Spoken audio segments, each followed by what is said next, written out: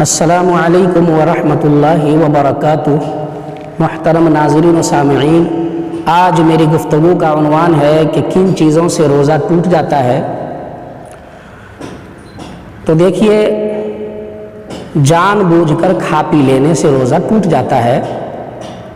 چاہے کم کھائیں یا زیادہ کھائیں روزہ ٹوٹ جائے گا،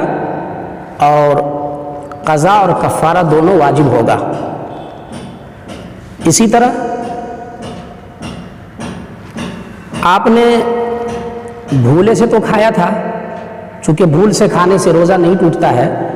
تو بھول سے کھایا آپ نے، لیکن پھر یہ سوچ لیا کہ شاید میرا روزہ ختم ہو گیا ہے اس لیے کہ میں کھا لیا ہوں، اور پھر جان بوجھ کے بھی اور کھا لیا اس کے بعد، تو یہ روزہ ٹوٹ گیا آپ کا۔ اسی طریقے سے آپ روزے سے تھے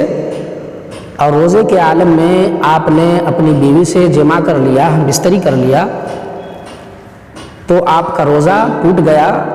قضا اور کفارہ دونوں آپ کے اوپر لازم آیا۔ اسی طرح آپ رمضان کے روزے میں یا کسی روزے میں ہیں آپ، اور رات میں جو گوشت آپ نے کھایا تھا یا کوئی سبزی کھائی تھی، تو اس کا چھوٹا سا ٹکڑا آپ کے دانت میں اٹکا ہوا ہے، تو آپ جو ہے وہ دانت سے چھوٹ کر حلق میں وہ چیز اتر گئی، تو روزہ آپ کا نہیں ٹوٹا۔ لیکن اگر وہ خود سے آپ نے نگل لیا تو ایسی صورت میں دیکھا جائے گا کہ وہ چنے سے چھوٹا ہے، تب تو آپ کا روزہ نہیں ٹوٹا، لیکن وہ چنا یا چنے سے زیادہ ہے تو پھر روزہ آپ کا ٹوٹ جائے گا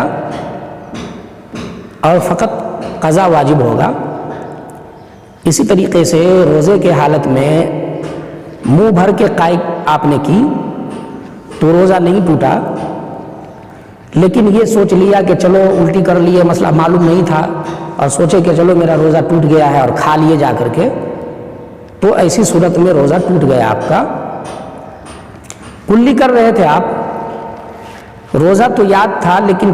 کلی کرتے کرتے آپ کے حلق میں پانی اتر گیا، تو آپ کا روزہ ٹوٹ گیا، فقط قضا جو ہے آپ پر واجب ہوگا۔ اسی طرح آپ روزے سے ہیں اور لوبان یا اگربتی آپ سلگا کر کے اس کی دھونی لے رہے ہیں، اس کا بھاپ منہ میں لے رہے ہیں یا دھواں کو منہ میں لے رہے ہیں، تو آپ کا روزہ ٹوٹ گیا اور قضا واجب ہوگا۔ اسی طرح روزے کی حالت میں ہے اور آپ نے بھاپ لگایا، میڈیکل میں جا کر کے بھاپ لگوایا، تو بھی آپ کا روزہ ٹوٹ گیا اور قضا واجب ہوگا۔ اسی طرح روزے کی حالت میں ہیں آپ اور روزے کی حالت میں آپ نے مستزنی کی، تو یاد رکھیے مستزنی بڑا گناہ ہے، عام دنوں میں بھی گناہ ہوتا ہے، اور آپ روزے کی حالت میں ایسا کیا ہے تو یاد رکھیے کہ اگر منی نکل گیا تو آپ کا روزہ ٹوٹ گیا، اور اگر منی نہیں نکلی تو پھر آپ کا روزہ باقی تو ہے لیکن گناہگار ہوں گے۔ اسی طرح روزے کی حالت میں آپ ہیں اور آپ نے کچھ منہ میں لیا اور اس غرض سے اس کو چبایا کہ چکھوں گا اور پھر اس کو پھینک دوں گا، تو ایسا کرنا مکروہ ہے۔ لیکن اگر آپ چبا رہے تھے کہ دھوکے سے حلق سے نیچے اتر گیا تو روزہ ٹوٹ جائے گا، قضا واجب ہوگا۔ اسی طرح اس عورت کے لیے جس کا شوہر بد مزاج ہے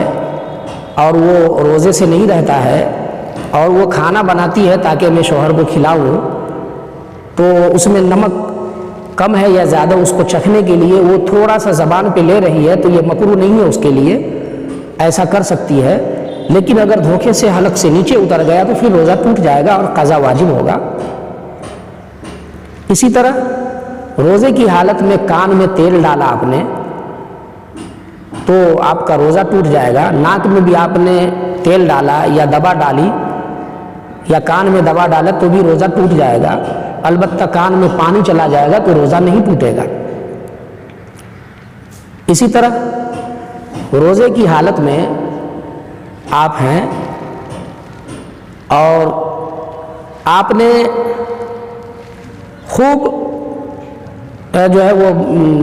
کھا لیا، بھولے سے خوب کھا لیا پی لیا، تو آپ کا روزہ نہیں ٹوٹے گا،